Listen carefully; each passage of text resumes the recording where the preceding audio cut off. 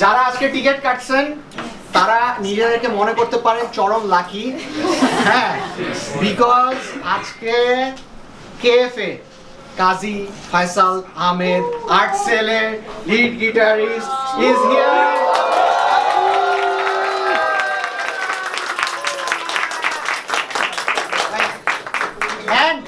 মজার জিনিস হচ্ছে he is my guitar teacher, কিন্তু আবার আমি কিছুই পারি না, হ্যাঁ, that's because I am a bad student.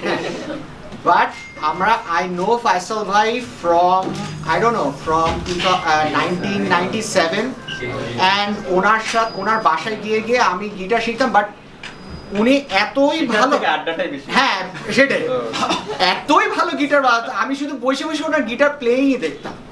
So, and we have stayed connected over these last 28-29 years and he's remained same. ওনার বয়স আটকায় গেছে ওই জায়গায়, আমি বুড়া হয়ে গেছি, but he is like still young, rocking the whole world.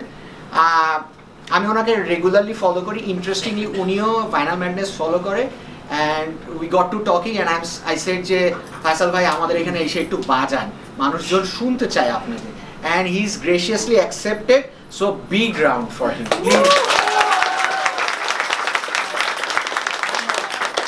I am over the moon. আমার একটা ফুল সার্কেল মোমেন্ট হচ্ছে আজকে।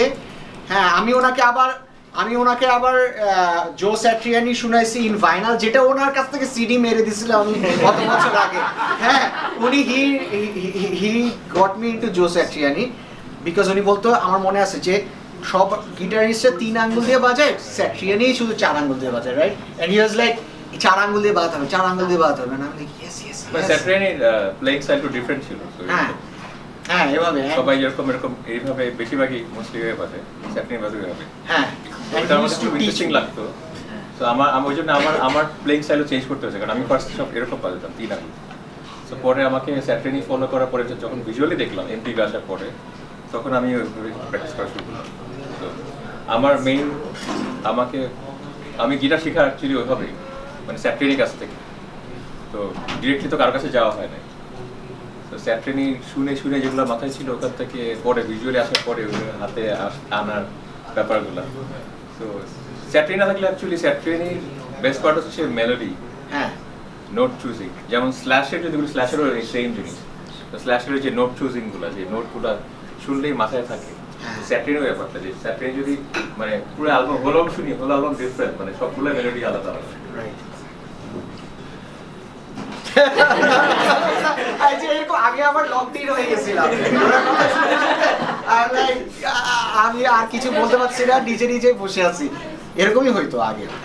না, পরে কি হলো যে আরো স্টুডেন্ট ছিল সবাই, তো আমার ওখানে আমার কম্পিউটার তো ওখানে ছিল, তো গেমস ছিল, সবাই এসে গেম খেলা শুরু করে দিল। সবাই এটা হচ্ছে আসতো, কিন্তু এসে পরে পোস্ট হচ্ছে ওই ক্লাসের পরে সবাই গেম খেলা।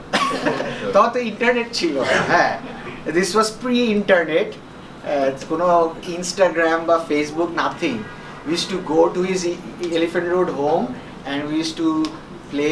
তো এই তো those were the days. Thank you ভাইয়া, আপনি ফাটাই ফেলবেন I know, and thank you আমাদের ছোট জায়গাটা দেখি অনলাইনে, আমার খুব ইন্টারেস্টিং লাগে।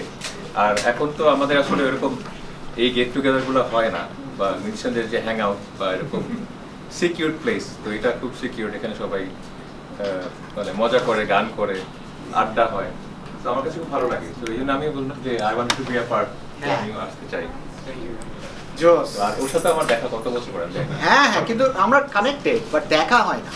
আমরা গুলশানেই দুইজনই হয়তো অফিস করি, বাট দেখা হয় না। ইটস উইয়ার্ড, এখনটা এরকমই হয়ে গেছে, বাট কানেকশনটা কিন্তু একই রয়ে গেছে। লাইক ওই এত বছর আগে যে কানেকশনটা ছিল, it's still there. So should we start? If you are ready, are you ready?